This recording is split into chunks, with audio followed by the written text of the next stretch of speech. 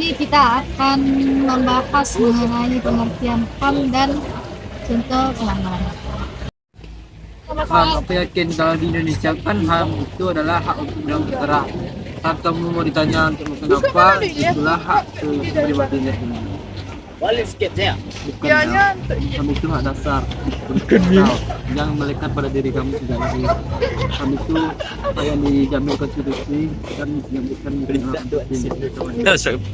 Intinya kan itu adalah kehidupan kamu sebagai manusia nggak bisa diubah atau diwariskan. Saya tidak tentang hak asasi kamu sebagai manusia. Berarti kalau ada yang menciku di kamar itu melanggar hak pribadi aku kan? Soalnya aku dilarang bebas bergerak. Tapi kalau mama yang mengunci aku karena aku lupa cuci piring, nah itu namanya pelanggaran hak HAM ringan domestik. Yang disuruh-suruh dan eksploitasi kayak cuci piring itu distancing. Oh gitu toh? Benar, ingat kamu dibatasi oleh kewajibanmu. Oke, mari kita bahas empat tendensi HAM. Yang satu hati, dua universal, tiga tidak dapat. Bunyi tadi gak sih? Universal berarti full service kan? Tapi kenapa Pak Guru di kelas sedang memperhatikan murid yang pintar saja? Itu bukannya melanggar universalitas hak untuk diperhatikan? Iya, itu diskriminasi yang termasuk dalam isu HAM. Tapi hak dasar kamu untuk mendapatkan pendidikan tetap terpenuhi kan? Universal itu berarti berlaku untuk semua manusia tanpa terkecuali. Berarti kalau tidak dapat dicabut itu maksudnya kalau aku bikin status di medsos yang isinya aku serahkan hak scroll TikTok selama seminggu kepada dia, itu nggak sah dong. Karena walaupun udah tanda tangan perwakilan. Kayaknya tentu saja nggak sah. Udah cepet lah. Pribadi fundamental, tetapi hak scroll TikTok atau tidak dapat dibagi itu juga penting. Hak sipil politik itu sama pentingnya dengan hak ekonomi. Gak ada yang bisa kamu skip dengan hal yang lain. random detik. Cepatlah cok, lu ditutup dia. Berarti kalau nilaiku jelek di mata kuliah ini, hak ujianku nggak boleh dicabut dong. Soalnya kalau dicabut itu pelanggaran hak pendidikan. Itu namanya konsekuensi akademik real, bukan pelanggaran HAM. Sekarang kita ke intinya. Pelanggaran HAM dibagi menjadi dua. Pelanggaran HAM dan pelanggaran HAM berat. Pelanggaran berat itu adalah kejahatan luar biasa yang dimana isinya seperti genosida, kejahatan kemanusiaan, penyiksaan, perbudakan. Itu udah level internasional loh.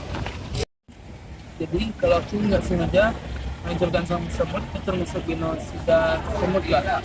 Soalnya aku membunuh mereka secara massal atau berkelompok. Bukan genosida itu adalah pembunuhan terhadap sekelompok orang berdasarkan etnis, agama maupun ras. Jangan bawa-bawa semua. Oke, mari kita fokus ke pelanggaran HAM ringan yang lebih sering terjadi seperti pencemaran nama baik, penganiayaan dan menghalangi kebebasan bersuara. Mencemarkan nama baik itu termasuk cyberbullying loh. Nah ini penting, kalau aku upload foto Aib Halim di grup chat dan semua orang menertawakannya sebagai termasuk pelanggaran HAM ringan, ya itu jelas melanggar hak kehormatan dan hak nama baik Kurel. Itu termasuk pelanggaran HAM ringan yang harus dilaporkan ke Komnas HAM. Kalau menghalangi kebebasan berekspresi, misalnya aku bilang bagi dia kurang cocok, tapi Farel mengancamku. Aku menghalangi berekspresi itu dengan menjaga hak utama yang diantara kita. Soalnya di dunia nyata seperti menghalangi demonstrasi itu berhak pelanggaran. Bagus Farel. Intinya pelanggaran HAM adalah tindakan-tindakan yang melanggar hak asasi manusia yang apabila dilanggar akan berpengaruh pada kehidupan orang itu. Jadi kita harus sadar hak kita itu terbatas oleh hak orang lain. Memang kita memang bebas main media sosial, tapi kita nggak bebas bullying. Tolong ingat itu. Aku sudah paham kawan-kawan. Mulai sekarang aku akan menggunakan hak asasi berpendapatku seperti meminta traktir makan siang dari Nina karena Nina yang memimpin acara diskusi ini. Untuk traktir itu bukanlah hak, tetapi menolak permintaan konyolmu adalah hak bagiku. Kalau gitu, aku akan menggunakan hak asasi kebersamaan untuk menimpali. Ayo kita spread deal saja bersama.